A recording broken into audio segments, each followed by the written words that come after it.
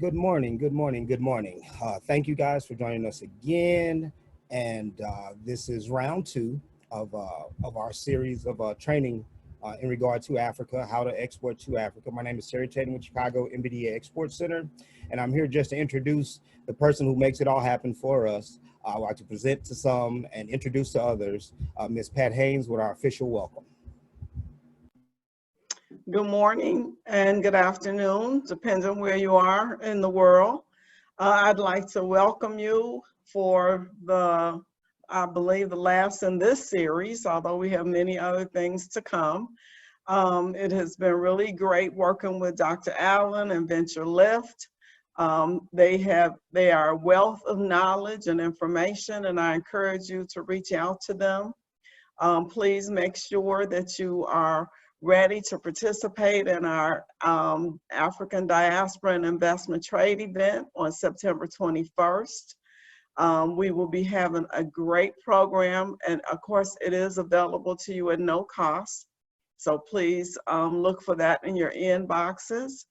And from the MBDA Export Center, the Chicago Minority Business Development Council, and the National Minority Business Development Agency, I welcome all of you and hope that you enjoy this series, and please let us know what you think. We look forward to working with all of you when the pandemic is over. Thanks and have a great day.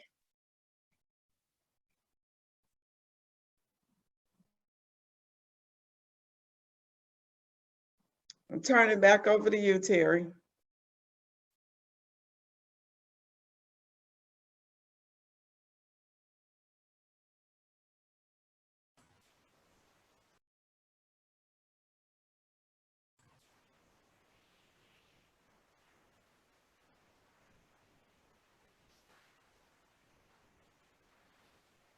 Terry must have stepped away for a moment, so we'll turn it over to Dr. Wilmot Allen. You're on mute.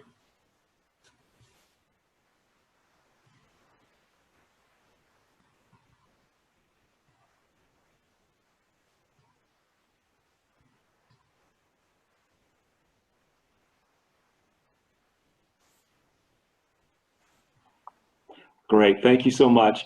Greetings, everyone. It's a delight to be back with you again for part two of deal making in Africa, focusing on West Africa and South Africa. First of all, I'd like to say thank you to the Chicago MBDA Export Center and Business Center, to Pat and her wonderful team. It's a great opportunity. Thank you for providing it. We're excited to tell you more about the other side, another side of Africa, that's West Africa. And we have, I think, a really good program again lined up for you. Look forward to your questions in advance. We want to make this very, very interactive because it's a tool to help you understand the investment and trade environment here and going from that to actually doing deals. I'm going to now share my screen and move into the presentation.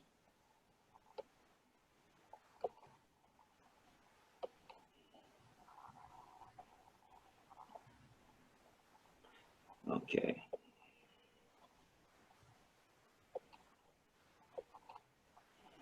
All right, we are going to full screen, full exposure. And it looks like we're still not there yet. Okay, there we go.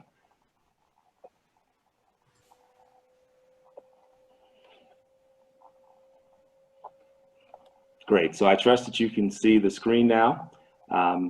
We're very excited to take you through this session. We will be focusing on West Africa again, and South Africa, not all of Southern Africa, but South Africa, which is one of the leading markets on the continent.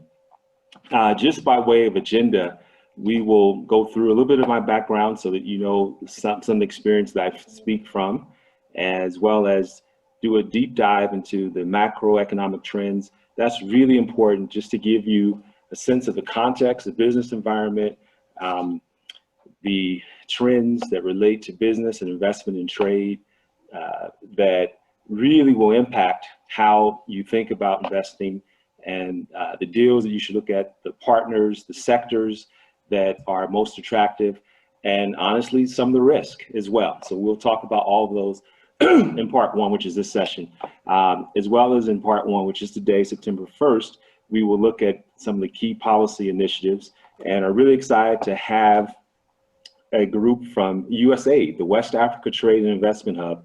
USAID does great work around the world. I know that personally from my engagement with them here on the continent of Africa, and we're really excited about the launch of the West Africa Trade Investment Hub, which exists to help listeners and attenders like you engage with the African continent.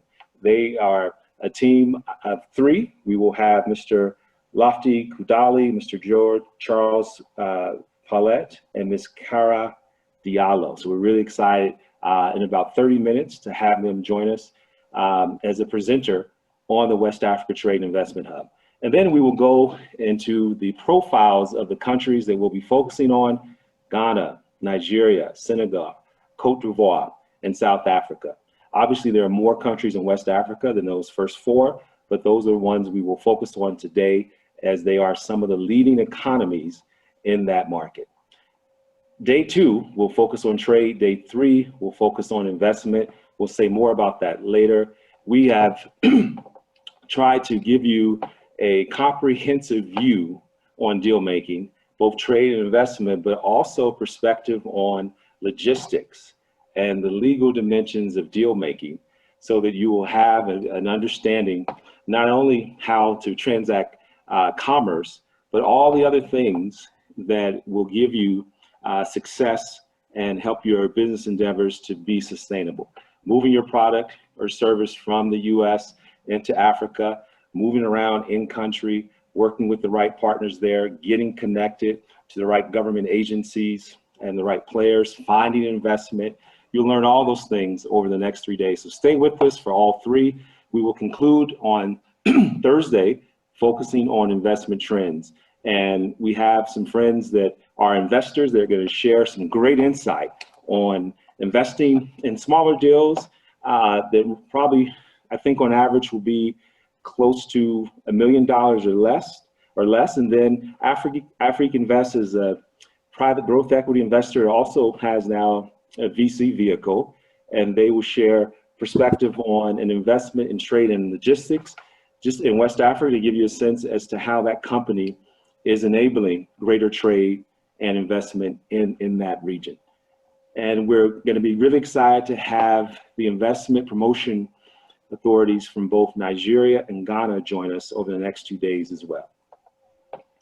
So let's get back to some of the logistics for day one. Session one, current and projected economic outlook of the region. We'll focus on that. I mentioned some of the speakers. And just in the way of logistics, again, we want this to be very interactive. We will have a period of questions at the end of each of the sub-modules of session one. But in the meantime, please don't wait until the end. Feel free to list your questions in the chat. Thomas will be assisting me with curating the questions, and we're happy to entertain every question that you have. The recording will be made publicly available, as well as the materials, the documents, and the presentations that have been presented. Let me just share a little bit about my experience. I am based in Nairobi, and I've lived here for 5 years. I came here in 2015 as part of a US firm to lead the transaction team for the East Africa Trade and Investment Hub. Before that, I worked in Washington, DC in private equity with the International Finance Corporation, and spent time previously in venture capital, investing in minority and women-owned businesses out of Boston, as well as an investment banker in New York and San Francisco. Really excited about my time here on the continent. Excuse me. Since coming here, I've transitioned to build this company, VentureLift Africa, which is a transaction advisory firm and plus a digital marketplace to better assist companies here to connect with international resources, specifically diaspora resources, to help them grow and scale. We'll say more about that. I also wear the hat of a private equity investor as a venture partner with RH Managers out of Johannesburg. That should be the last time I clear my throat, sorry. I have had the blessing to work across a number of countries. I've experienced in about 20 countries. I came here initially as a student, working in Zimbabwe with the regional trade institution called COMESA, and have been really, really fortunate to have the opportunity to come back and stay here now and live and work here. But my first introduction to Africa is people ask me this: how did you come to Africa? How did you get to know Africa? And I grew up in Cincinnati, so I'm a good Midwestern guy who grew up in a town where there was a school called the University of Cincinnati. And there were students there, and the ones that we hosted were African. And that's how I got to know Africa. They were from Botswana, and many of you from the first session, you may have heard me share the story. And it wasn't through National Geographic only or Wow Wow Kingdom. I know I'm dating myself. Some of you may not remember that program, but it was through hearing their personal stories, their aspirations, their struggles, their dreams, what their life was like back in Africa that really attracted me to kind of come in here personally. And I've been on a mission to actually come here and do what I'm doing now for a long time, and have the good fortune to partner with the MBDA Export Center and Ms. Pat Haynes to make these programs on deal making in Africa available to you. So enough about me, let's talk about deals. Speaking of deals, one of the things we do at VentureLift is try to connect you, as I said before, if you're a business, to financial capital, tech transfer, trade partners, supply chain partners, and more. You'll be hearing more about that, as well as the conference that's coming up, the deal making event, at the end of this presentation of session 1. Macroeconomic trends. So hopefully those of you who are with us today, a large number came and joined us a couple weeks ago when we were looking at and discussing deal making in East Africa. We learned that there are important economic dynamics to keep in mind as you think about doing business here, or as you plan to do more business here. West Africa is an altogether different region for several reasons than East Africa. And we're going to touch upon those today. And there are also some commonalities as well in terms of some of the challenges and risks, as well as the opportunities. But one of the big ones that you'll see from some of the stats that we'll discuss today is the fact that East African economies, as you might remember from last time we were together, are more diversified in terms of by sector typically, and less dependent upon natural resources than are those in West Africa, which is why you see in places like Nigeria and Ghana and other places that have heavy oil dependency, their economies are sometimes volatile because of the changes in prices in oil. That's not just true in that region. If you look at places in Southern Africa, Angola, Botswana, commodity-driven economies, even places like Algeria and North Africa. So that is a key structural dynamic of West Africa and other parts of Africa in terms of the resource dependency of their economies. But having said that, you can see by this first slide that GDP of the region is growing. It's led by Nigeria and South Africa. Now, I do want to say this is sort of an artificial regionalization. Obviously, South Africa is in Southern Africa, but in the pie chart, we have combined them just so you can see, based upon the countries that we're talking about today, their relative size in terms of GDP.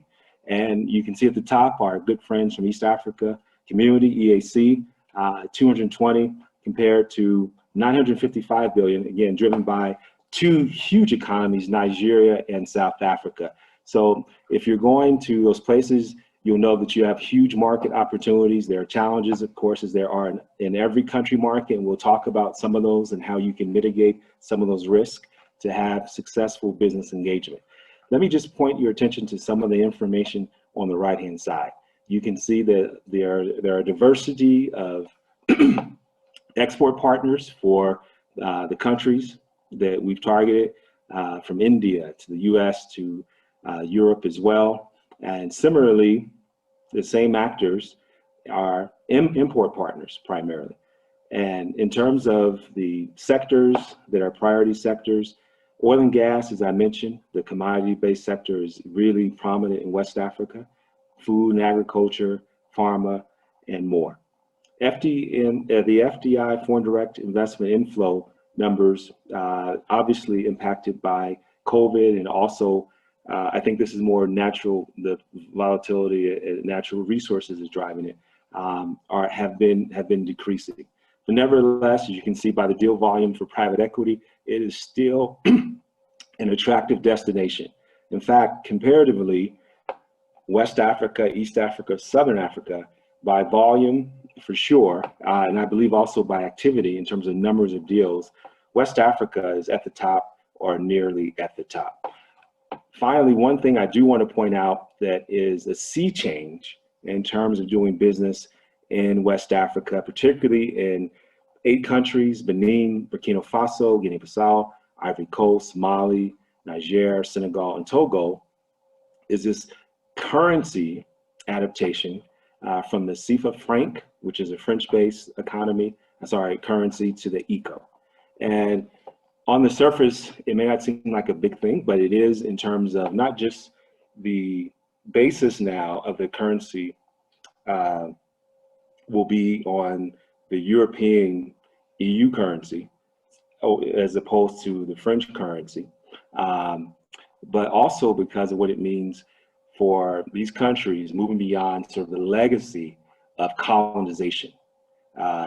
Under all of them, with the exception of Guinea-Bissau, have been French colonies. Guinea-Bissau is Portuguese, I believe. And so this is a sea change. It hasn't been fully implemented. It was ratified by French officials this year, and it was done, with mutual interest, which I think is a good thing. And so we will see how that develops, but it's something to keep your eyes on, and something to plan for. Now, in terms of the regional measures of economic freedom, we mentioned that this was important. Now, you're going to see at the top of some of these slides, you may see a caption that says new. Some of the slides are the same format from the last time, but obviously there's new information. We don't want to be redundant. In a couple cases, I think there's some things we want to emphasize that we will bring up again. But in terms of the economic freedom and these measures, which can be found in the Heritage Foundation report, they're important to pay attention to because they do point to governance, ease of doing business, and other factors that are enabling or prohibitive factors for doing business. And so here we give a comparative view on these things. You can see the world ranking in the left-hand, second to left column on the left, the ranking in sub-Saharan Africa, and then the 2020 score. We also have included the gross domestic product growth rate, 5-year GDP as well. And just in terms of what do we take from this? Well, you can see that in terms of population, Nigeria is huge, which is why it's one of the largest economies. It is the largest economy in Africa. And you can see also that not far behind it, in terms of GDP, I should say it differently. There are, in terms of the growth rate, there are a few companies that are well matched, like Ghana, Senegal, and Ivory Coast, which is Côte d'Ivoire, which is French. And South Africa, which has had some challenges in recent years, is also a very, very prominent economy in Africa. In sub-Saharan Africa, it was the largest up until a few years ago when it was overtaken by Nigeria. With a population of nearly 200 million, it stands to reason why Nigeria would be the largest market now in sub-Saharan Africa. And so we'll look at the profile of each of these countries as we go on. I do want to highlight, and this information and some of the information from the successive slides are taken from the African Development Bank report as well as an UNCTAD report.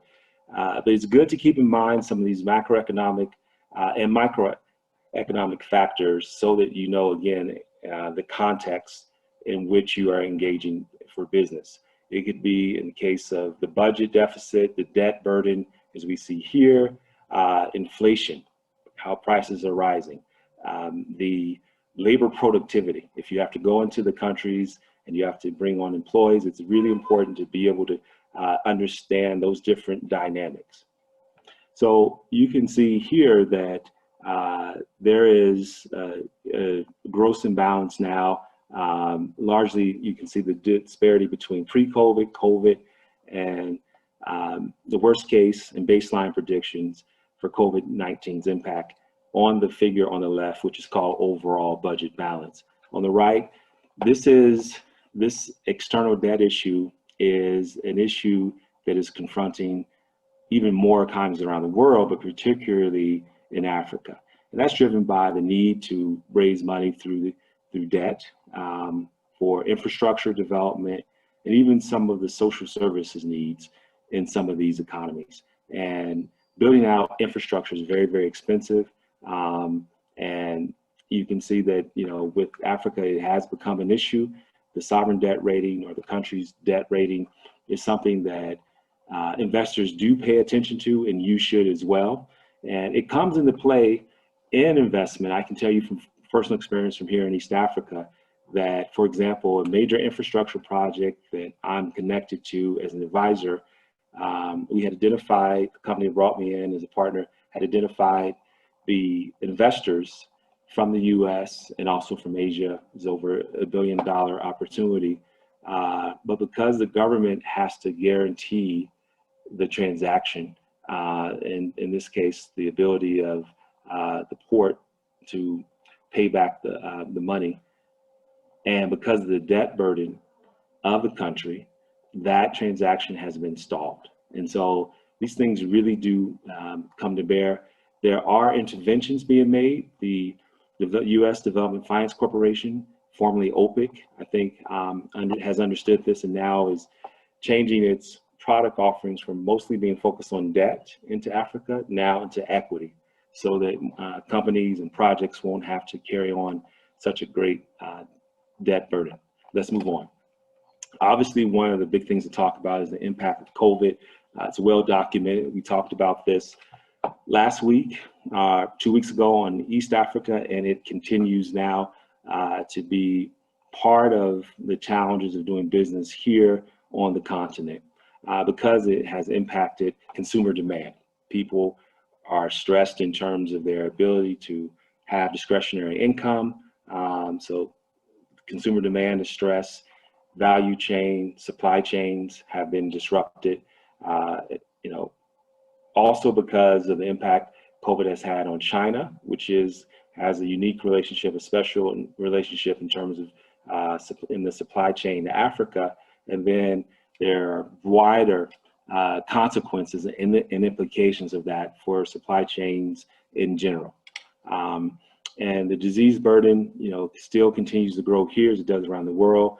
The healthcare infrastructure is being strengthened now. You know, that's always a challenge here, but there are efforts now to strengthen the healthcare infrastructure through initiatives such as the African Union's Centers for Disease Control and Prevention. Private money, donor money is now coming in, but nevertheless, there has been and continues to be a huge impact economically. You can see on this slide, we cover a little bit of that, that the Africa's GDP is projected to contract by 1.7%, almost 2% this year. And the impact on poverty by implication is just tremendous. And the disease burden and all these things, you know, are compounding factors in terms of economic growth. You can see this in other ways as well in this comparative analysis, this comparative view of the macroeconomic impact of COVID in terms of GDP growth, inflation, budget balance, current account, and then on the right-hand side, inflation again. And what we see that, as we saw in the previous slide, that real GDP growth has been stressed and that higher inflation is being seen across the region. And let me just check in for 1 second to see if there are any notices. No. And just in terms of the regional GDP growth scenarios, you can see this is another angle that's more comparative across different regions of Africa. And the The good news is that there's some resiliency being predicted for West Africa, as we saw for East Africa, in that the impact that is observed and predicted in 2021, the expectation is that there will be some recovery, but you can see the comparative relationships there. Throughout the continent, there still is going to be some stress. This gives us a country level view of the countries in West Africa.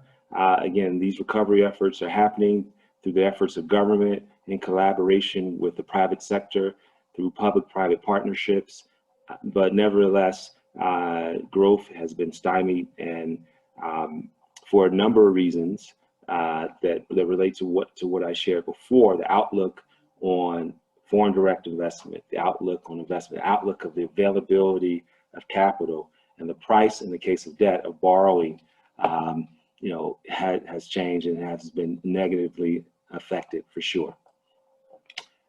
Let's take a look at some sectors now. So in West Africa, as you might imagine, throughout the continent, agriculture is still a big part of the economy. Industry, manufacturing, for example, services of various kinds are all important. But this is an interesting look because it tells you sort of in terms of GDP growth, not just in the absolute numbers of how each sector is contributing, but in terms of how it's growing, the change, and the trend. You can see that services in West Africa is an important sector. The reason why I think this should be noted is that as you plan to engage, you want to align your business planning to the realities on the ground in the market. So in this case, you can see that there's that services are growing. There are lots of reasons for that. That industry is growing, but maybe not so much. And this gives you a view as to when you begin to think about coming into a country market, the sectors that you should focus on, the questions that you should ask. For example, in the case of services, what services are included in that? And how is that growth measured? And what's driving that growth? Is it the anticipation of the population boom? Is it because certain services are no longer provided? And so these are new services that have been impacted by technology. So is it technology driven, or are there other factors? And in agriculture, the same. How is that primary production? Is it value added processing? What's really involved in the growth of agriculture, and what explains sort of the up and down sort of trend that you see there?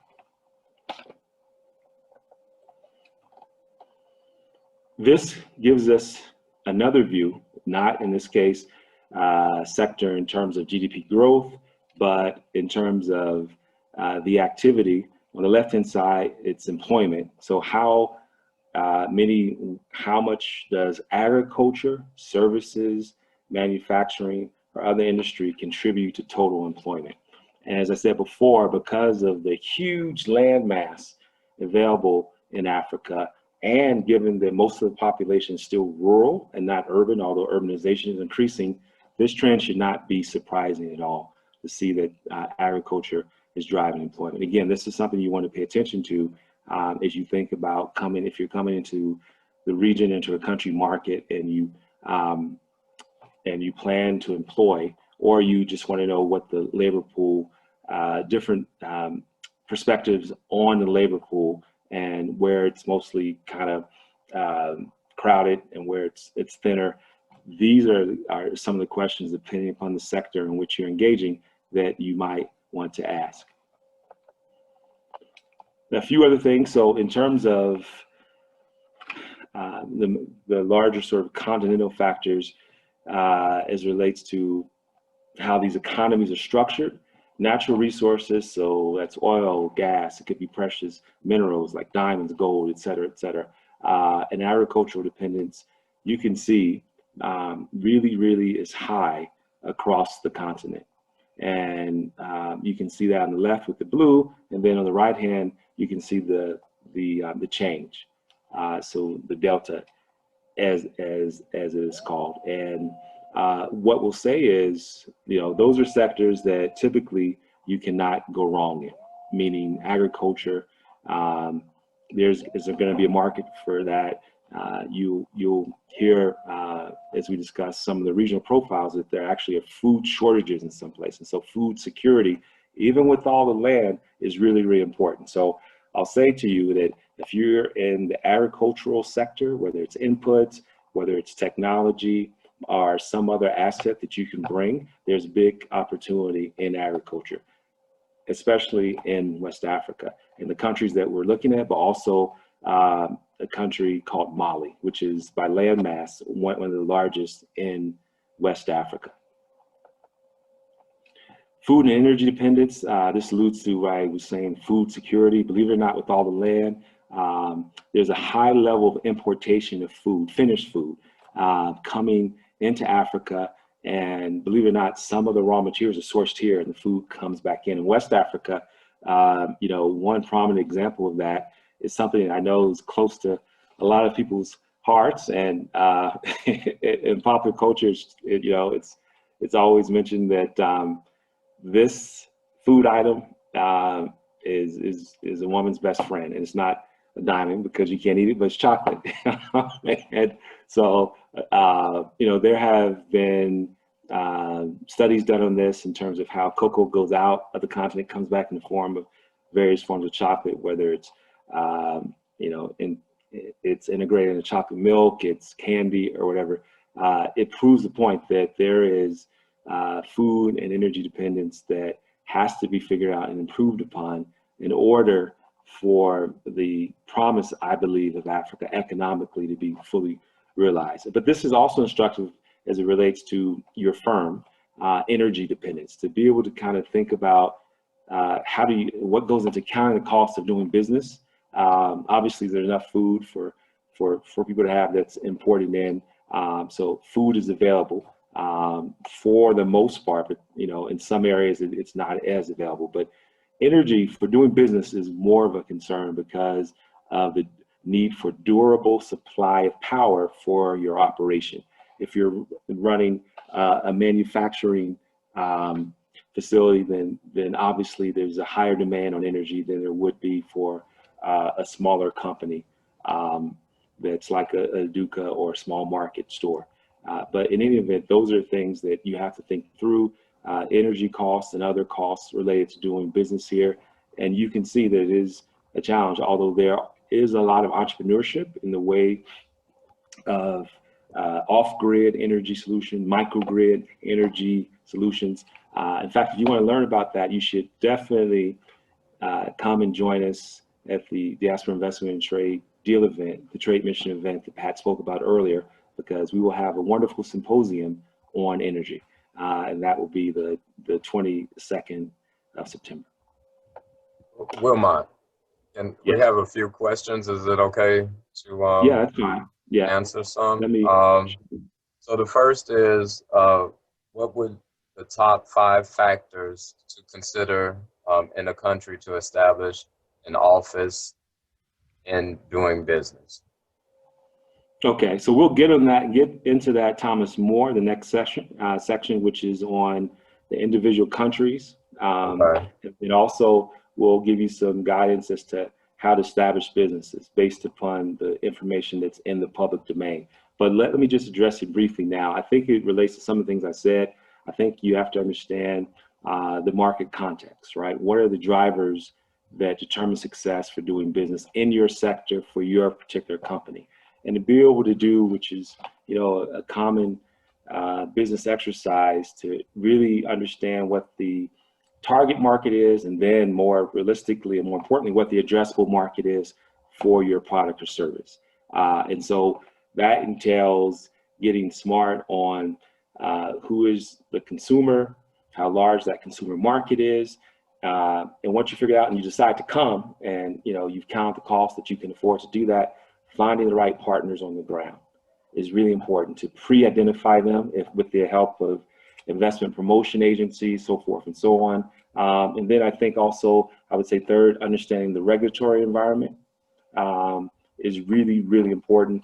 Fourth, logistics, getting product within the country, moving around in and out as well. Those are all important.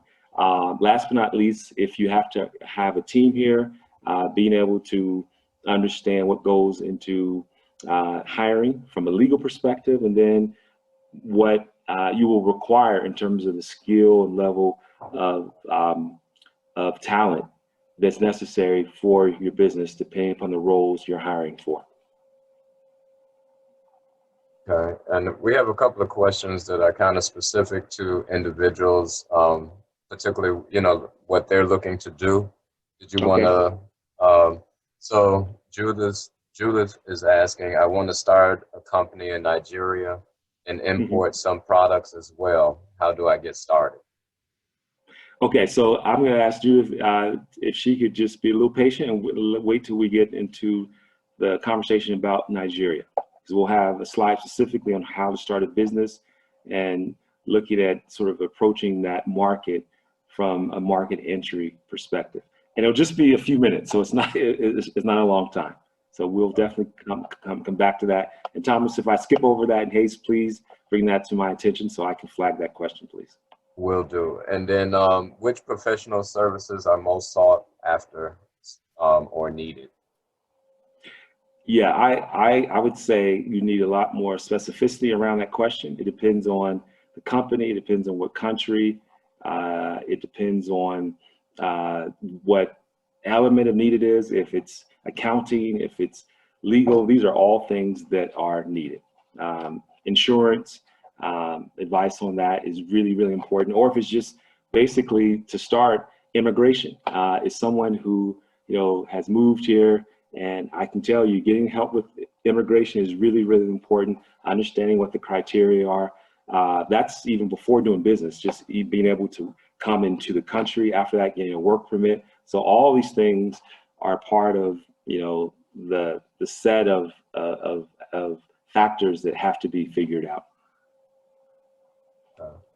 And then I'll ask one more, and then I would like to export to Africa. Do I need to set up a company in Africa? Not necessarily. Depends on what the product is, again, right? So if there isn't a partner on the ground who understands your product, then maybe you will. But if there's someone here who can help, who understands your product and the customers for it, and have the operations set up that are aligned with your needs, then no. You know, for example, we'll talk about this. We talked about it last week. There's a company in the US which exports barbecue sauce to Kenya that uses a partner company that does the export without this company having a presence here. Maybe somewhere down the line, as that business expands, the company will think about expanding and being on the ground, but right now it's not necessary. It saves a whole lot of money to be able to use a partner on the ground to bring in that product or service. Okay. I mean, there are more questions. They're kind of a lot, but you let me know if you want to start back, or should I? Sure. Let me just skip through these, move through these slides fast. Okay. And then, because we're almost at a quarter of, a little bit, yeah. And then let me move through this section. We'll end this section, and then we'll ask more questions, and then go on to the next one, and then we'll bring on West Africa Trade and Investment Hub. Sounds so good. I'll pause at the next juncture, Thomas, and I'll just come back to you for questions. All right. Thank you. Okay, great. So ECOWAS is regional trade zone in West Africa, the largest one. And this is important. This slide just looks at within the region, how much intra-regional trade is happening and how does that compare to other regions. This is, you know, general information, but it should lead you to ask questions about what products are primarily trading and what products are not doing so well in that region. It will help you understand how to plan your business and what product or service you want to try to bring into the ECOWAS or West Africa region. Labor productivity, we talked a little bit about this. It's compared to the world average lower in sub-Saharan Africa. I believe that, you know, with technology and with more education happening, including online education, digital education, that things will get better over time. I also think that we'll talk about this in terms of policies, the labor mobility, ability of people in the labor market to move around regions is also going to help, because it will lead to greater tech transfer and knowledge sharing. One thing we don't want to leave out is, in terms of the private capital coming into West Africa, it's one of the leading regions for remittances. So that is money that comes from diaspora individuals into the country for various needs. It could be health, education, more informal personal or family needs, or something more. Nigeria is the leader in West Africa, and West Africa is the leader among the regions of sub-Saharan Africa. And you can see this foreign direct investment number is a lot lower than is the remittance total.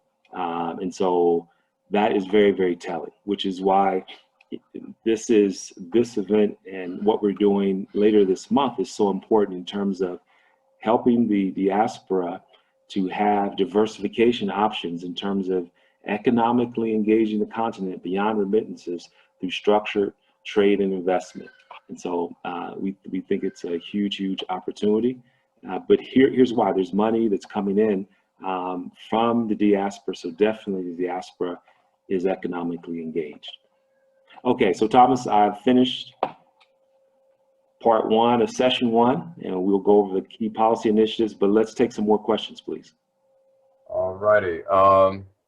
So this is from Douglas Shad. Current research suggests that food insecurity cannot be managed by host country production, particularly in reference to nutritional value-added commodities.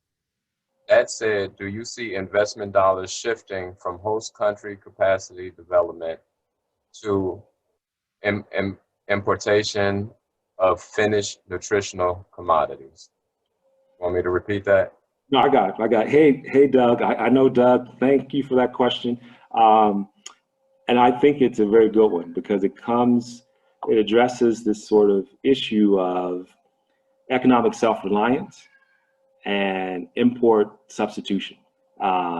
So by that I mean, yes, there is an issue with food security, and yes, there is an issue with value-added processed food taking place on the continent, that processing and manufacturing taking place on the continent versus importing finished goods, food goods and products.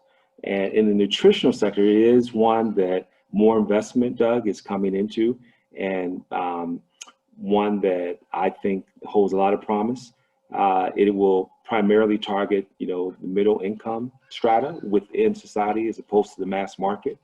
But I also think that there's an argument to be made for what I call an integrated approach, meaning instead of having continue to import, to develop the facilities on the ground here to actually do value-added processing, from primary production to value-added processing to finished food products to serve this market.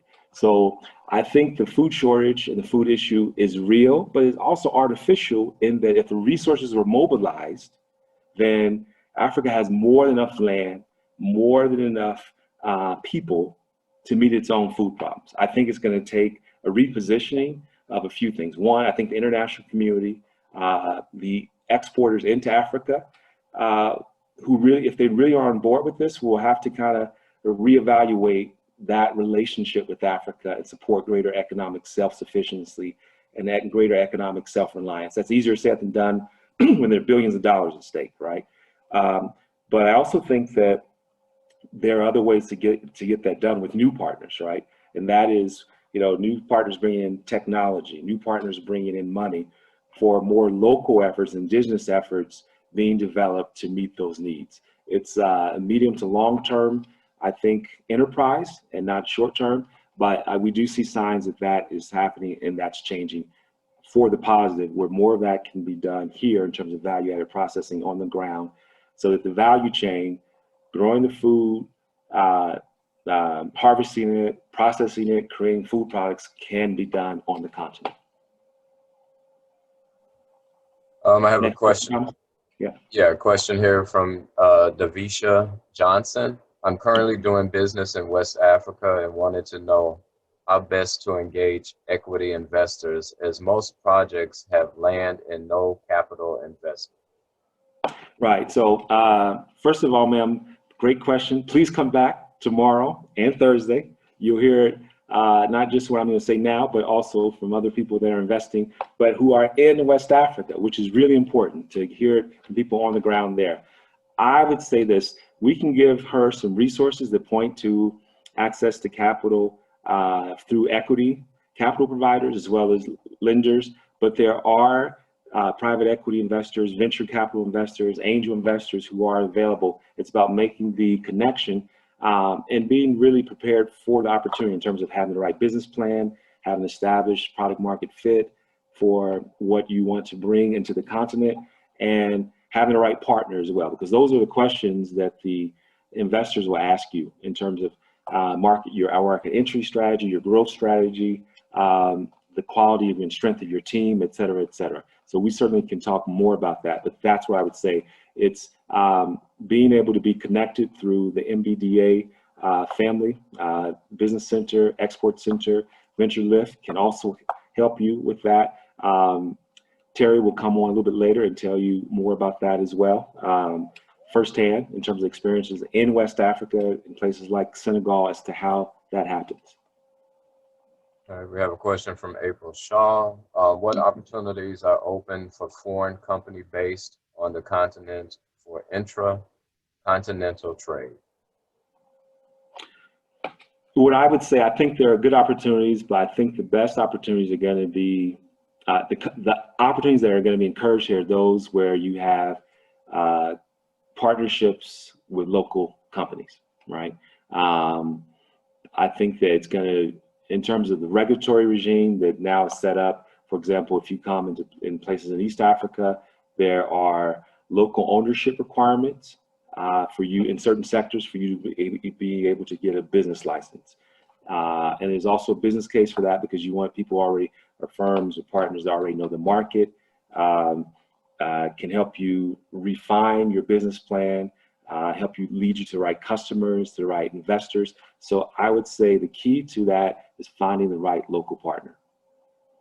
And then I would also say this: trying to find money before you come, right? And not waiting until you get here to find it. So there are great opportunities at the DFC, which is the Development Finance Corporation for that, the US Exim Bank, and more. I want to focus on importing clothing into Nigeria. How do I get started? Yeah, I would say study the market, see if there's a need for the clothing you're bringing in. I think that's one. Secondly, looking for the retail, sort of the distribution strategy that you would have. Are you selling wholesale, retail? Are you selling it to businesses? Are you direct to consumer? Having a good transaction advisor to guide you in. Looking for the resources available to help you get started, whether that is funding, whether that is other professional services. But I think the main thing is taking time to really do a deep dive in the research. We are going to have the Nigeria Investment Promotion Corporation here and presenting, I believe, tomorrow. And so they will give you even more detailed feedback as to how to do that. And companies, you'll see as we get to this next section, institutions like those can help you, can curate you into Nigeria and direct you to the right partners. And we know that textile and apparel is a really huge growth sector here. You want to, I think, also be aware of some of the regulatory policies related to import, export of textile and apparel, finished clothing. In some places, you may be competing against secondhand clothing that's coming into the market, and particularly for the widest and broadest customer market, which is the mass market, that will cater to them. And if it's high-end luxury clothing or high-end luxury apparel, then that's a different segment of the market. And Nigeria might be a very, very good place for that. It's a very, in terms of the middle class and the aristocracy, if you will, very well traveled, very sophisticated, wear brands, sense of style, et cetera, et cetera. Yeah. I think you touched on this, but it says, does health and wellness products profit in West Africa? I believe they do, just because I think that it's a relatively uncrowded market. It's not a saturated market, particularly if you can source from West Africa as opposed to paying higher fees and having higher costs from a more developed market where your margins are going to be thinner. If you can source the raw materials in Africa and then produce it, I think that is the best strategy in terms of maximizing profit and margins. Yeah. And then we're in the technology business. What is the level of IT, internet infrastructure in Africa? Are there regions we should focus on? Yes, so it varies in terms of internet adoption and connectivity. But in West Africa, you have three of the strongest: Nigeria, Ivory Coast, and Senegal. A lot of people don't know, especially from America, a lot about the Ivory Coast. It's a French-speaking country as well as Senegal. But we'll see it. We saw it earlier, and we'll talk about it again. But the post-COVID outlook on the growth in that market is pretty strong. And if you remember, if you were with us last week or 2 weeks ago when we talked about East Africa, Kenya is one of the strongest markets, right? South Africa, in terms of technology, is really strong in terms of having smartphone adoption, access to the internet, et cetera. So those are markets in West Africa. Nigeria, Senegal, Cote d'Ivoire, and Ghana is also a strong market. So the markets that we're focusing on are the markets that you can definitely look at if you're focused on West Africa. Outside West Africa, South Africa, and Kenya, in terms of sub-Saharan Africa, would be my recommendation. Melvin Dilworth is with IMS Engineers. He says, we currently have a location in Addis, Ethiopia, and doing projects in Ghana. In addition, we are pivoting into the PPE business and COVID cleaning. Is the market good or any opportunities that you know of at this time? Well, I think the opportunities are huge, right? Because as we talked about earlier, the healthcare infrastructure is not as strong in most places in Africa. And there's been a large effort towards importing PPE into Africa. And I think that, there's a lot of room for improvement because we don't know how COVID-19 is going to evolve, if the vaccines will work, if it's going to mutate into something else. And so most people see it as a a lot of observers see it as a short-term opportunity, but we really don't know. So I would say, yes, there is. My recommendation would be this, is to partner with a company that has the ability to, yes, produce PPE, but also pivot into other medical supplies and treatments to mitigate some of the risk, depending upon how the market goes. And I think you also have to be knowledgeable of sort of the regulatory requirements in terms of bringing healthcare products, pharmaceutical products into the market. There's a regulatory regime that you have to understand what the policies are and meet those criteria and standards. Okay, and I think, how would a project management consulting firm tap into this market? I'll just assume he or she means West Africa. Yes. I think it is going through partners that are looking to, I would say, first off, going to partners that are looking to, connect professional service entrepreneurs and firms to projects and companies. So West Africa Trade Investment Hub, VentureLift, MBDA Export Center, you're at the right place here with them. then NAI, then the investment promotion agencies in Ghana and Nigeria, and their counterparts in every country that do similar things. So I would say go to the investment and trade facilitation institutions in those markets and start there. I also would spend a lot of time on just going to various sites that post Africa business news. So you'll be able to see what companies are receiving investment, who's investing, what the numbers look like, what sectors, and so you'll be able to kind of adapt your presentation and your value offering based upon that information. Oh, and actually, that was the last question so far. Okay, I'm going to quickly go through this because I want to make sure our friends from the West Africa Trade Investment Hub have adequate time, not only to present, but I know you're going to have lots of questions, which we encourage. So I just wanted to make sure, have they joined?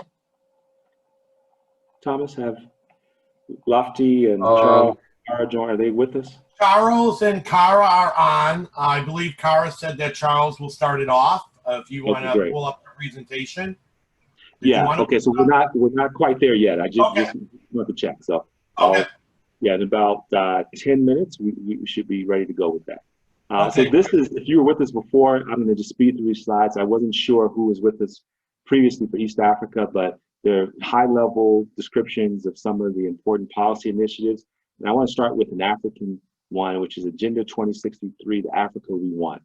Now, a good illustration of this, the importance or the spirit of this is what we talked about in terms of the currency change in West Africa, the ECHO, which is going to be now based on the euro and not the French franc. And so that is, in line with this initiative and the philosophy of, you see it here, strategic framework toward inclusive and sustainable development is a concrete manifestation of the Pan-African drive for unity, self-determination, freedom, progress, and collective prosperity.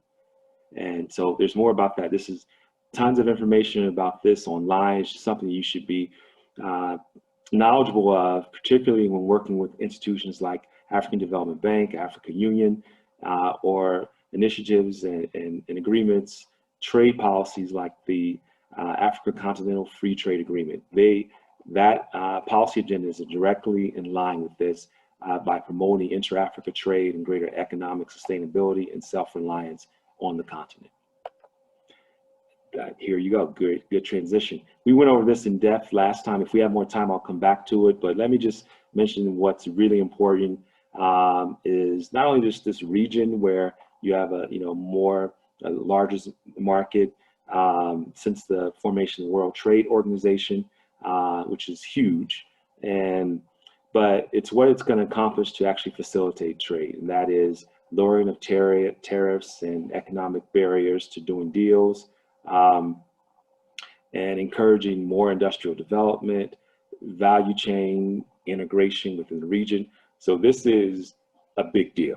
This is the big idea, if you will, the big policy idea that many who work on the continent, been here for decades, with government officials, with private sector, have been really pushing for in terms of seeing a lost market opportunity by not doing as much business inter-Africa as opposed to export partners outside. It's both and, it's not either or, of course, but this is a watershed policy. AGOA and Prosper Africa, we talked about these two a lot. I believe that West Africa Trade Investment Hub will spend a significant amount of time talking about them as well. So I'm not going to spend as much time. We will come back if time allows and talk more about some of the policies. But suffice it to say, if you are in the textile business, this is one policy that you want to know about, and it's agricultural products as well. But believe it or not, it also includes precious metals and natural resource materials as well. In fact, the goal, I think, the type of product that's benefited the most from it has been oil and gas, more so than textiles. And that is, I think, a source of angst in some ways, but also I think many should see it as an opportunity but we only have 5 more years in terms of the current renewal cycle. Prosper Africa is a watershed policy initiative. Again, U.S.-Africa relations is the focus, economic relations, and this is an ongoing agenda to strengthen that relationship. A major mobilization happening. West Africa trade hub will tell you more about that. East Africa, Southern Africa, more of a continental trade hub, I believe, is in the works as well. A big issue for particularly Americans to be engaged on in terms of doing business with Africa. In terms of the resources that are provided, I think we had a question about that, Thomas. This is one of the resources that you definitely want to avail yourself of in terms of understanding what's the support that's available to you to do business on the continent. West Africa trade investment, I won't touch on that because it's coming. Southern Africa, Power Africa, these are all, again, U.S. government, USG initiatives that provide framework to strengthen trade investment between the U.S. and Africa. I was part of the East Africa Trade and Investment Hub, know that well, and know that they can be extremely successful, and know that, you know, it does take, I think, a lot of work to understand what goes into a transaction, so, and complete it. So when you can get subsidized help or free help, it really does make a difference. And the MBDA Export Center and Business Center also provide that on the U.S. side coming into Africa. And so there are, I think the main thing we want the listeners to get out of this is that there are resources available to you. Many of them are free. So before you pay, please check with these various institutions about the free resources that are available and the policy initiatives that now have been in place, such as Power Africa for a while. Southern Africa Trade Investment, I think, is in its 4th year. And West Africa, I believe, is just starting. So this is a good time to educate yourselves. Okay, so the regional profiles, let me go through these really quickly. Wow, time is really flying. This is just for your reference, different regional hubs, SADC, ECOWAS, and COMESA. We give you some of the factors, some of the traits of each of those, which are important to keep in mind. When you think about a regional strategy, you want to think about how Africa is divided up into different regions, the policy initiatives that come to bear based upon that, the size of the market, and other factors. In this segment, we do want to, before going to the individual country profiles, just talk a little bit about private equity investors, how they view Africa, because as I said before, one of the things you want to always do when you're thinking about trade investment is follow the money that's already in the continent. Understand why investors are choosing certain sectors, the prices they are paying, why they chose those sectors over others, how well those sectors are doing, who the partners on the ground they're working on. And so the next series of slides will give you a view on that. I'm just going to go through them very quickly. Consumer-facing sectors, leading deal volume and trade sales are the top modes of exits. We touched on this before, and that's for all of Africa. In West Africa, this is what I was saying before at the earlier point. West Africa is dynamic in terms of the allocation of investment. It's coming into it by volume and deal size. And Nigeria leads, not surprisingly, given that it's a huge market, talented labor pool, and you know, I think that Nigeria, Ghana, and Senegal, and Ivory Coast, all the markets we're focusing on today in West Africa, as well as South Africa, are really good destinations. And then in terms of the number of value of PE deals, South Africa leads in Southern Africa. This information is for your reference. It's just a take on a different region. Venture capital investment, which is an earlier stage, smaller deal size, and private equity is very important in the region. Throughout Africa, it's newer, it's emerging, but there are players that are looking maybe to fund companies like those that you're bringing over. The good thing is tomorrow and Wednesday and Thursday, we will learn more and hear more about companies that are looking for good investments that are coming into the market, in this case from the US, like yours, but the advice is that you find a local partner to work with. And so you'll hear more about financing opportunities for smaller size deals and smaller size companies. The financial sector in West Africa is very prominent. Many, I think probably the majority of a fair number of the people you hear from, particularly on Thursday, and from investment, tomorrow's trade. But on Thursday, with regards to investment, we'll have a portfolio of fintech company or finance related companies that they have invested money in, and they'll be able to tell you why. So let's quickly get into this this scenario with the countries. I'm gonna speed through this, then come back because I want to at 15 past give the opportunity, the floor to our friends from the West Africa Trade and Investment Hub. So you will be able to have access to these slides, but we just wanted to give a few highlights. Ghana is a very, very promising country. They have challenges like all countries. You can see the investment risk there, but very, very strong leadership, particularly on a diaspora engagement. We wanted to show you something that we will come back to that in the interest of time, but know that Ghana is resource rich, but also is diversifying its economy. We'll hear from several investors and trade specialists over tomorrow and Thursday, which will give you more guidance on investing and doing trade in Ghana. Here are some of the institutions, one of which you'll hear from, GIPC on the left, Ghana Chamber of Commerce is here for your reference. And then how to start a business. These are the requirements. I know, Thomas, we had a couple questions to think about Nigeria. I don't remember the country, but in the information pack that you'll receive, you'll be given some guidance on the requirements for starting a business, the cost of doing so. This is what we'll come back to if we have time, but I did want to mention this about Ghana just because it is extraordinary, their commitment to engaging the US, in this case through the diaspora. And this is phenomenal because they have a 10-year initiative called Beyond the Return. Last year was a year of return. I know many people on the phone have been a part of those efforts. I actually was in Accra last December. A lot of the economic value was generated through tourism, but there's also money going into actual projects.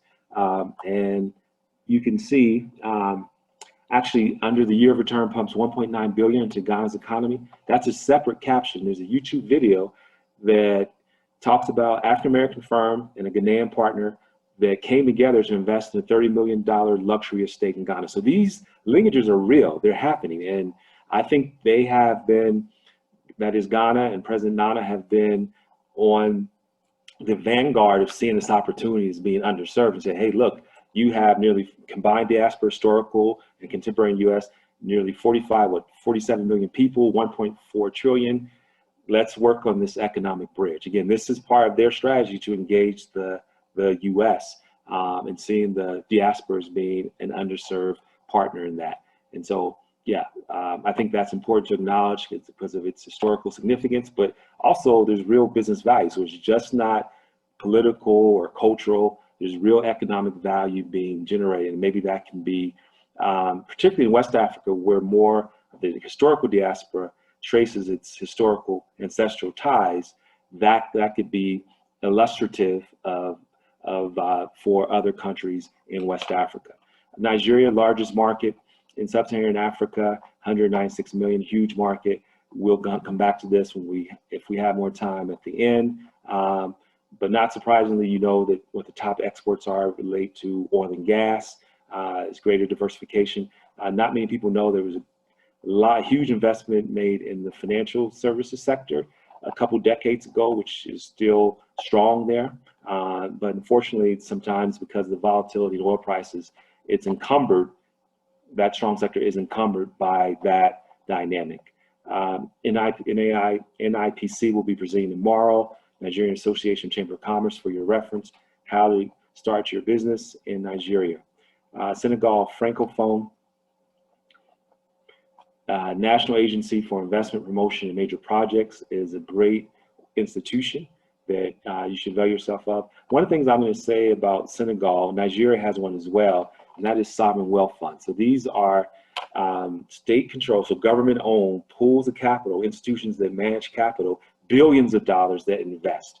And Senegal has one called FONSES in Dakar, and it is one which is now looking to work with smaller companies and entrepreneurs. Go to their website, FONSES is FONSIS, and you will see that information. But a great country that has, it's growing, that is ascending on the, the companies that are part of this, countries that are part of this Africa Rising narrative. Obviously on the coast of the Atlantic, so has great access to European and US markets and more. Ivory Coast, Cote d'Ivoire, I would say similar things about, less known by many people who are doing business with Africa in the West, is a promising area. Agricultural goods as well. Here are, again, each of the countries have an investment promotion agency. We've listed the one for the Ivory Coast, and procedures for starting a business in more detail here on that. South Africa, which is the diamond of the South and one of the strongest economies, and for a long time in Sub-Saharan Africa, the strongest up until the last few years, which it was overtaken by Nigeria.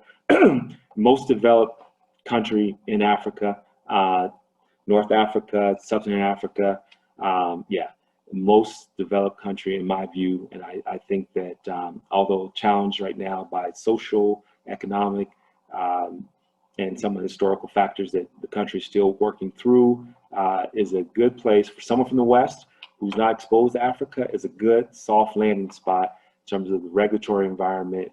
A lot of foreigners are there, a lot of Americans are there, and the ease of doing business relative to other countries, I think, is pretty high.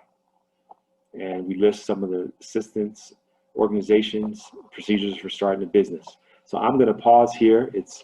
We have about 42 more minutes, and want to give the microphone now to our friends from the West Africa Trade and Investment Hub. I was told that Charles Paulette and Cara Diallo are with us. So I'm going to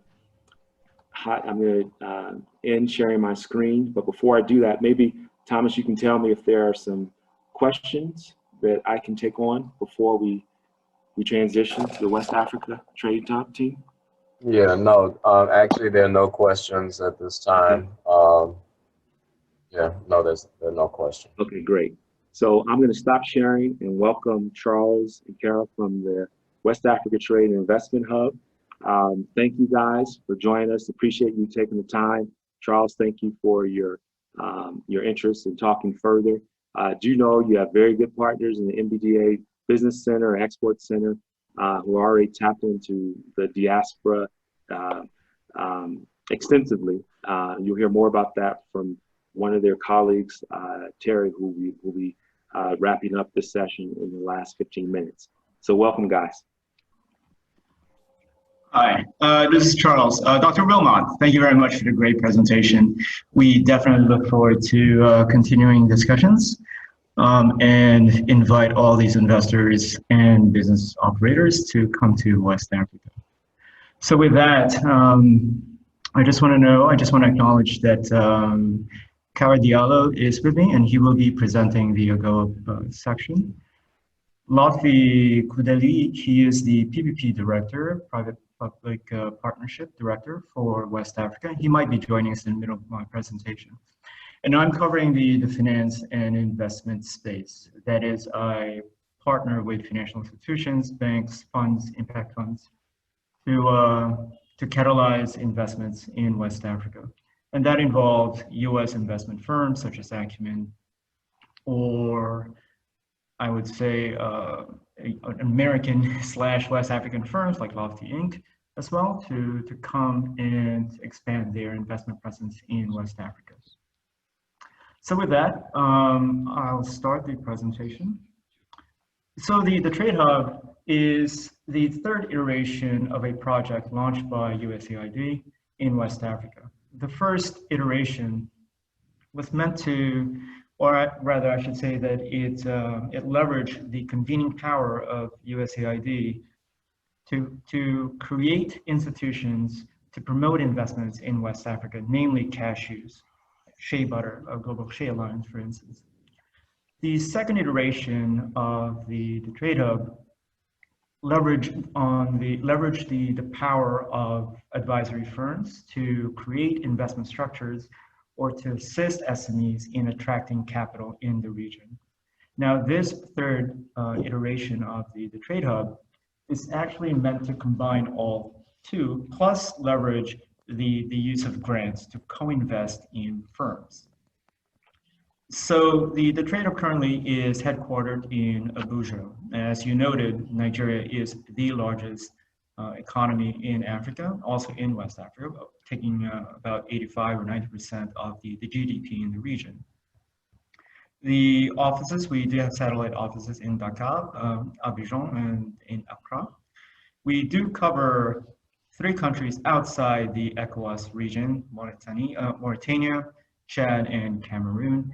Cameroon indeed is one of the largest economic countries in Central Africa, so that is a plus for investors and for businesses as well. Our key countries, again, are Nigeria, Ghana, Senegal, Cote d'Ivoire. As you know, these are the core economic regions or drivers of the region. And when we say key countries, this actually means that there is a concentrated effort in promoting the focus, sectoral focus of the USAID missions in these countries. Charles? Yes? Hi, can you adjust the full screen, please?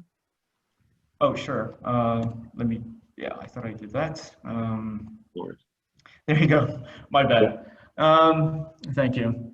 So the key countries, we do have focal sectors that we try to focus investments on. So in Nigeria, we're very focused on self-sustenance, promoting nutrition crops and food and protein security in 5 crops in 7 states.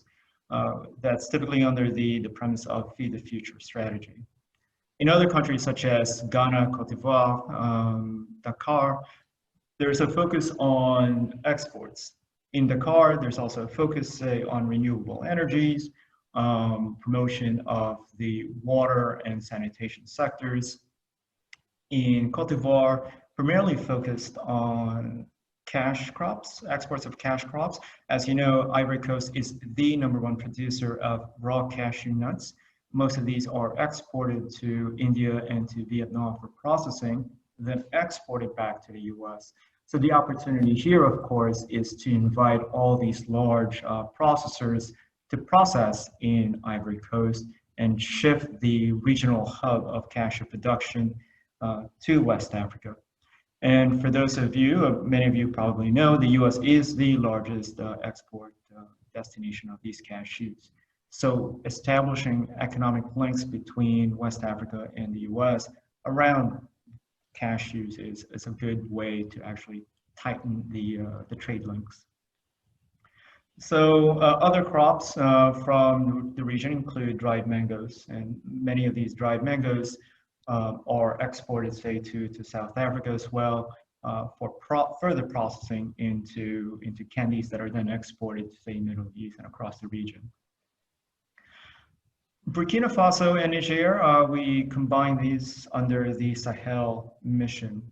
And there we are keen on promoting or leveraging the livestock industry with regards to, say, leather, the dairy, the meat consumption, most of which are exported across the region, specifically to the urban centers located in Abidjan, Accra, Lagos cities. Now, we have 3 key objectives for the Trade Hub, and we do have sub-objectives, but the key objectives here is that we should be mobilizing more than $300 million of private capital investments in the region. And we will do this by, again, leveraging our convening power, the networks that we have, as well as the $60 million investment grant that we have, which will be co-invested with the investors to de-risk their investments. And our ticket size is between $250,000 and $2 million.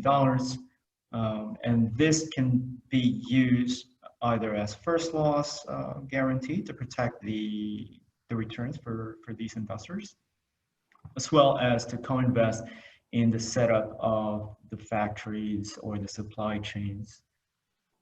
Typically, the ratio, as you can tell, if we're trying to attract $300 million in private capital, we only have $60 million. We are looking for 5-to-1 ratio. Now, is it possible to invest 1-to-1? It is, but that would also involve us looking at how many jobs this investment will create, what is the expected boost in sales and in exports to just, again, to create a blended return, so to speak. In terms of jobs, again, we would like to create over 40,000 jobs, 50% of which should be for women, to promote inclusive growth. Job creation in West Africa is crucial because, as you know, due to labor migration, radicalism, when there are no economic opportunities for a very young population, it is imperative that when we do invest, it should be focused on job creation for youth, long-term job creation for youth and for women. Now, in terms of sales and exports, again, this is tied to the durability and longevity of these investments, right, of these SMEs. So it's of interest to us to be investing in SMEs that are credible, that will have sales growth, that will be exporting and be plugged into the global value chains. This will, in our perspective, in our theory of change, this will create a long-term growth journey to self-reliance, so to speak. Now, as Dr. Wilmot alluded to, Prosper Africa, we are working with various U.S. agencies to promote trade between the U.S. and West Africa. Millennium Challenge Corporation is in Niger. They're focused on irrigation, for instance, and we're trying to look at how to catalyze the investments in these irrigation technology firms, for instance, right? Solar pumps, drip irrigation, etc., and then linking them with markets across the region and potentially exports. We're trying to work with a USDA project on cashews, again, taking a very holistic approach on cashew development, from supply chain to processing to export financing with large US buyers through a conduit in New York. DFC as well. DFC provides various instruments to de-risk financial institutions in West Africa, banks, funds, and we've partnered with them to catalyze investments in fragile markets in Mali, Burkina Faso, Guinea, and Sierra Leone. WGDP, it's a gender lens investment program, so we are partnering with them by looking at investments that promote women in the supply chain or workforce, again, under the theme of inclusive growth. For Prosper Africa is again, as Dr. Wilmot mentioned, it's an anchor strategy for us going forward. It is meant for us to promote two-way trade between West Africa and the US.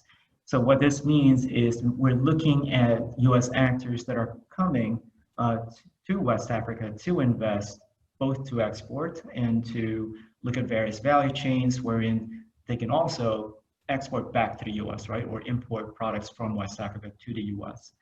And with that, we're looking again at various value chains, from cashews to technologies related to agricultural development. And with that, I will focus on I'm going to ask Kara actually to start talking about AGOA. He's the expert and he can talk more about this and how it can help you. Kara, are you on the call? Yes, thank you very much, Charles. Hi, everybody. I'm very happy to talk briefly about AGOA, which is the African Growth and Opportunity Act. This is mainly a US trade preference program that provide a duty-free treatment to products coming from sub-Saharan Africa eligible countries.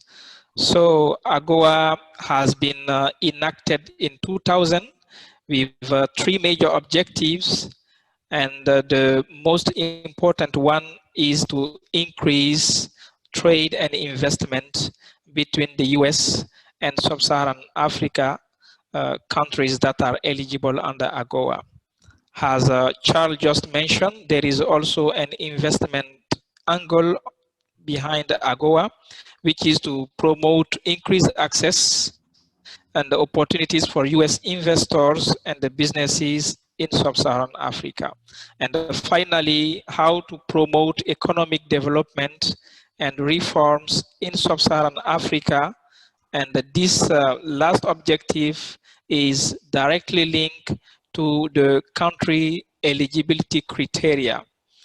Talking about countries, this year there are 38 sub-Saharan African countries that are eligible for AGOA benefits, including all the West African countries. Here, West Africa refers to the ECOWAS 15 member countries.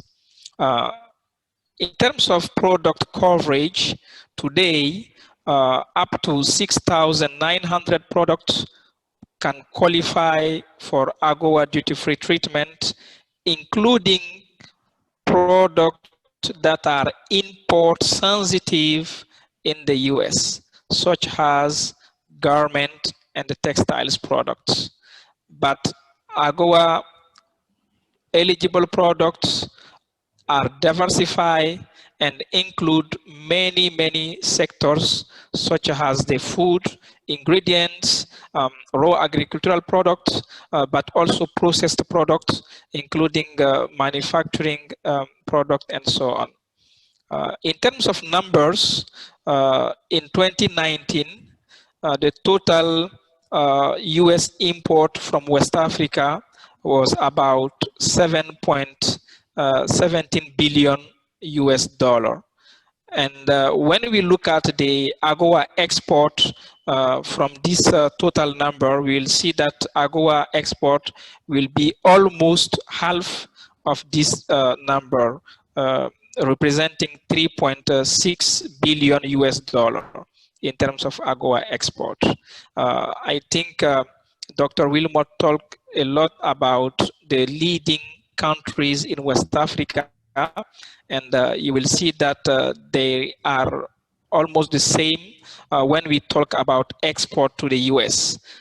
Nigeria, Ghana, and Cote d'Ivoire are the top 3 exporters to the US. And in terms of AGOA specific export, we will have Nigeria who exported in 2019 up to 3.12 billion US dollar, mainly oil, crude oil, and other petroleum products. Ghana will be the second largest exporter with more than 400 million US dollar, mainly oil, but there are other goods like processed cocoa and the garment.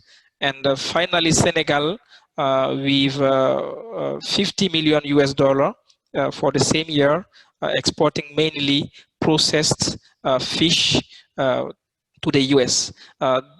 Next slide, please. The next slide will give you an idea on many products that are exported by these, let's say, 4 largest exporters. We know that the cocoa beans and the cocoa processed products are mainly exported by Cote d'Ivoire, which is the first exporter, and then Ghana. For the case of Ghana, what is interesting is that now there are, this is becoming the exporting hub of garment from West Africa. So you can consider also Ghana when thinking about this type of product. There are other type of product like shea butter, etc. Regarding Cote d'Ivoire, in addition to cocoa, there are also cashew that Charles just mentioned. There are other products like coffee and the cosmetics. Nigeria, beside the oil sector, for the non-oil products, we have hibiscus flower, sesame seeds, ginger, but also handicraft products like paintings and so on. And for Senegal, I just mentioned the export of processed fish in the form of canned tuna and the tuna in the pouches. Next slide, please. So at the trade hub level, what support do we provide? We provide assistance to both government and private sector. On the government side, we are mainly focusing our effort in the implementation of the AGOA textile visa, which provide to these countries the ability to export garments and textiles products duty-free under AGOA. So we help countries to implement this act, and then we provide training to customs who are the main player in this area. Second thing, we also provide, let's say, information mainly through workshop, webinars on general AGOA rules and other US import requirements. We do that with US embassies, USAID missions, and other private sector institutions. The third level of our support is the direct support we provide to individual businesses when they want to export to the US. In this case, we have the basic AGOA services, but we also have comprehensive technical assistance, which can include sometimes FDA, US FDA compliances, labeling requirements, logistics, and finally, market linkage support to West African exporters who want to export to the US. So we facilitate the linkages between West African companies and the US companies that are interested to buy from West Africa. I will end here in case there are any questions. Thank you very much. Thank you, Charles and Gareth. And Gareth, I apologize for the way I introduced you. So when we meet, coffee's on me. No problem. Thank you. And so my first question is, so obviously you may not notice, but a lot of the minority business enterprises in the U.S. are in fast-moving consumer goods and apparel, healthcare, health and beauty too. So how would they work with how can they work with the Trade Hub in terms of, you know, you have sort of an export to the U.S. focus, whereas products that are part of the companies that are part of the main constituency of the export centers coming into Africa. So are there opportunities for companies in the U.S., such as those that are on the phone call right now, to get into the supply chains of companies here and be a supplier and enter into sort of a export from the U.S. into Africa relationship with them that way? Let's say that the Trade Hub is currently focusing on facilitating export from West Africa to the US. Mm-hmm. Here we have, it can be, let's say, local companies, but it can also be multinational companies. And most of the companies we are working with currently are multinational companies, meaning companies that have origin from Europe or from the US that are based in West Africa, sourcing product or processing product and exporting to the US. Regarding now companies based in the US that want to export to West Africa, there are other organizations who are better set to provide assistance. Here I can mention the US embassies, where there are a specific section called the Economic and Commercial section that most, let's say, main main purpose is to get US goods to the countries where the embassy is based. So the US embassies are great resources for that purpose. For people or companies looking into the agricultural sector, I think the USDA Foreign Agricultural Service is also a very great resources. They are also based mainly in the US embassies, providing support to US companies that want to export into Africa. Last not the least, we have the National Chamber of Commerce, who are also well established to provide this type of linkages from US companies that want to get, let's say, client or partners in Africa. Sure. My last question, I just checked the chat. I don't see any others. Thomas, correct me if I'm wrong, but if not, I'll just go on for the next minute, and then we will wrap and turn it over to Terry Tatum. Last question. So with regards to AGOA, do you have, and maybe that's you, a lot of the questions we get are, about standards, regulations, which can be bottlenecks for the facilitation of trade between the US and Africa through AGOA. So if someone does want to bring goods into the market here, thank you for pointing them to some excellent resources, but is there part of the West Trade and Investment Hub, can you provide that informational support around educating around AGOA, particularly as it relates to actually doing business on the ground and finding local partners who are in the in this case, textile and apparel ecosystem? Do you provide that service as well? Or if not, how would one go about figuring that out? Thank you very much for this question. Yes, the Trade Hub can provide assistance in that area. We can help US companies that want to source from West Africa. We can help them and introduce them to companies in West Africa that can supply them. So we can do that. We also... Kara, yes? I'm asking a different question. So we're still focusing on US coming into Africa, right? Because that's the majority of the people that are listening to you right now. So I'm asking, even though you focus on the opposite direction, can you still help those companies that want to come into Africa with your information infrastructure? Yeah. We can provide certainly basic information. Yeah, we can consider providing basic information, but we don't want to overlap with other agencies' missions. So we can provide basic information and then always link those companies to the US Embassy that is well set to provide this kind of facilitation and assistance. Great. And then we have one question for Charles. Charles, can you just review again how you define that 5-to-1 ratio? We had a question from the audience about that one.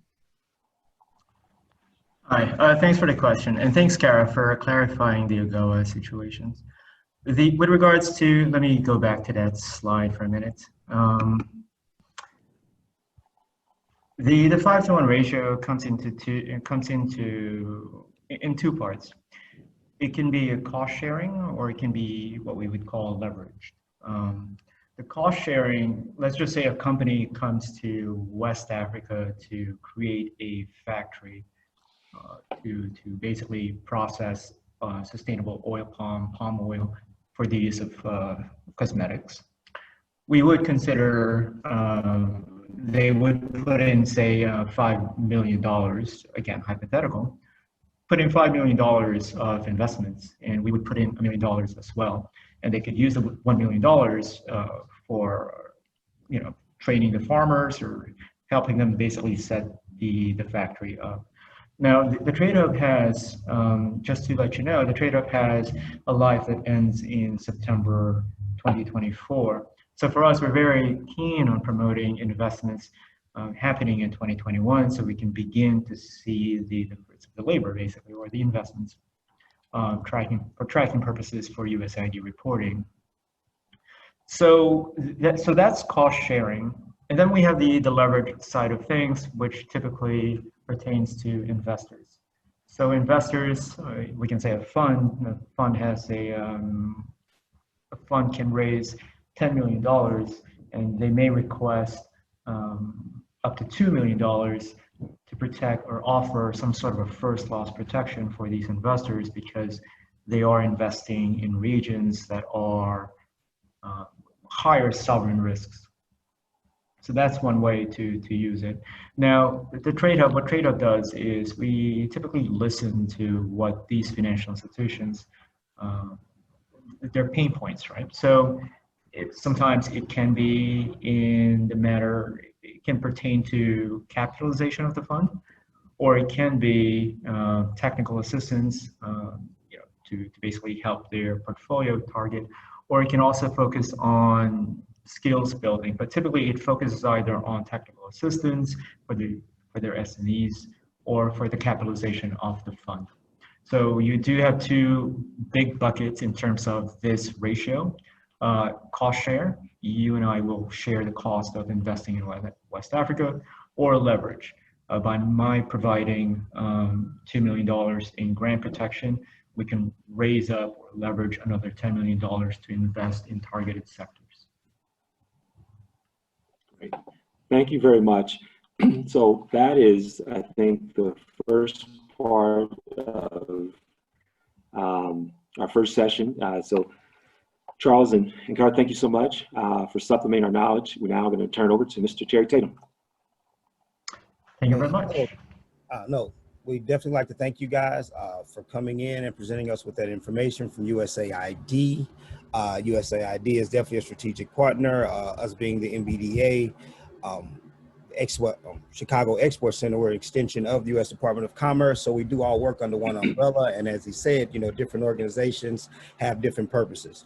And the thing that we wanted to broaden you guys with it, especially with bringing those guys on, is really understanding AGOA and how it works, because a lot of small businesses think about it, especially if you're a product-driven company and even a service-driven company. You guys source products. So you may be sourcing those products from China, you may be sourcing them from India, but now Africa is becoming one of those hubs. And with the free trade agreement that he talked about through AGOA, you can actually bring in shea butter if you're making cosmetics. You can bring in palm oil. You can bring in, like he talked about, textiles. Let's say if you guys are actually manufacturing uniforms, and you're actually selling them here in the States, or you're selling them abroad, you can actually now source those products in Africa. You can find a local partner on the ground, a local manufacturer, or even if your business has grown to where you want to expand and become a manufacturer. Now, there's incentives for you to put a factory in Africa, whereas it would actually help save on your bottom line. So there are a lot of incentives, and there are a lot of things that, that can actually benefit you from all the different programs that the U.S. government actually has to offer. Like ourselves, we're a nonprofit organization, and we actually operate off of a grant from the U.S. government. And our job is to help businesses like yours to export your product or service into Africa, help you penetrate the market, help you learn about the market, host training sessions like you're on right now with Dr. Wilmot Allen, who's one of our strategic partners, who's on the ground in Kenya. But we also take you guys on trade missions, because the biggest thing about Africa is actually getting on the ground and seeing what's going on. Well, of course, right now, with COVID, you can't get on the ground. But that's what we do right now. Trust me, if COVID wasn't going on right now, we'd be on a trade mission in Africa with minority businesses such as yourselves, and we'd be introducing you and helping you actually do B2B meetings where we schedule one-on-ones with you and potential buyers of your product or service. We will, however, on September 21st through the 25th, we will be hosting our first ever virtual trade mission. Since we can't be on the ground, we're going to get you to the closest experience possible to being on the ground. It's going to be a dynamic event. We have over 60 speakers, that'll be talking about different opportunities in Africa, the diaspora, and it's an actual deal-making event. So it's not just us as talking heads, it's actual stakeholders that'll be, ready to issue and talk about contracts and the opportunities, in which we'll get more into tomorrow. I know there's other things that they talked about in regard to Africa that I just wanted to cover as well, that you guys, that we talked about or covered through the presentation, and really understand the big picture of what's going on in Africa right now. As we talked about with the diaspora, right now there's a need and a yearn for members of the diaspora, which are people of African descent, to come back and help build the continent to what it actually can and should be.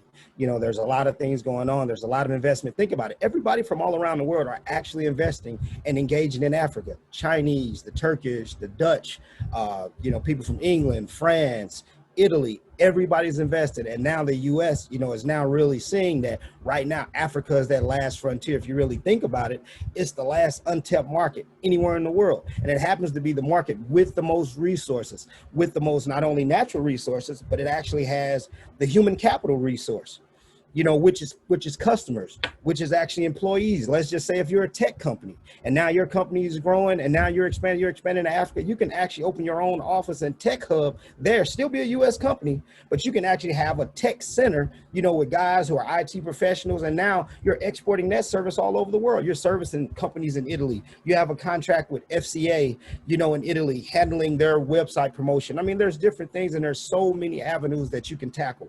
Someone talked about health and wellness. Just from my own personal experience, I've been going to the continent of Africa since 2000.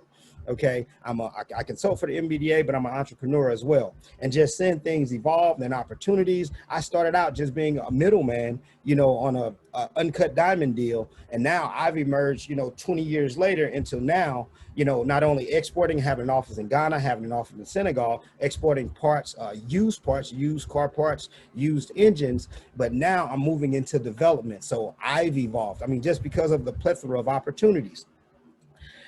Like, if you even look at it, the Youth Olympics, okay, the Olympics is a really big deal all around the world. And they only go to places that it makes sense. It makes sense in the bigger picture of the market. And Africa is such an emerging market. The Youth Olympics was scheduled for 2022. And again, of course, of COVID, they've actually moved it back to 2026. So there's so many opportunities just with that alone. I mean, they're building tons of infrastructure. They're building new hotels. They're building housing. I mean, you name it, it's going to be available. So those are the type of opportunities that we constantly talk about, that we help introduce you guys to. And again, we're non-for-profit. It doesn't cost you anything to become a client of our center. So you'll have access to training sessions like this. You have access to the trade missions. You'll have access to all of our partners, whether it be USAID, whether it be DFC, whether it be XM Bank, whether it be local investment funds, whether it be invoice financing. There are several options and resources that we have that are at your fingertips that are already paid for by the US tax dollars.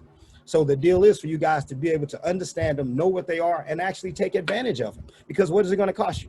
It's not going to cost you anything, you know, to become a client, and for us to help you to grow and expand your business, to scale up your business, and to actually export your product to a place that actually needs everything. You know, you got to think about it. They talked about the manufacturing, the things and the exports that are coming out of Africa, but think about it. There's still not enough manufacturing on the continent. Like they said, they process cashews. They send them out to process them in China. Then China sells that processed cashew back, as well as peanuts, as well as, you know, some cocoa. They process it and then send it back, and not only sell it to Africa, but they sell it abroad all around the world, so that they need everything. Someone even talked about clothing in Nigeria. If you've ever visited Africa, you know there's tons of street vendors. There's clothes everywhere. So there's not only a market for new clothes, but there's a market for used clothes. The biggest thing is identifying the customer on the ground. But now where we come in at, and Dr. Wilmot Allen comes in at, is giving you the education of how to do the trade right, how to actually do business on the ground the right way, you know, how to find a strategic partner, or just how to sell your good and service directly to a customer on the ground. Let's say you're like, hey, I want to do business in Africa, but I don't want to set up an office. I don't want to go through those different things. I don't have all these criteria. Well, our job is to help you find a customer to buy your actual good or service in that market. Okay, so that's why, again, it's key that you guys understand and become clients of the Export Center. And I'm not just saying it because, again, we're nonprofit, you know, so you making a $1 billion deal, you know, it's great for us, and we want to help you to do that. And that's our goals. But, you know, it doesn't benefit us financially in order to help you, if that makes sense. So we definitely want you guys to become engaged. And even if you wanted to do an office, just to give you another example, and again, a lot of this stuff we're going to get into more as we do the training, you know, for the days to come, because we're going to talk about specific opportunities, whether it's Nigeria, whether it's Senegal, whether it's Ghana and West Africa, as well as South Africa. But there's an organization that Dr. Allen put a slide up. It's called APEX. APEX is an organization in Senegal, because Senegal recognized that they want to attract business, okay, and especially business from the diaspora.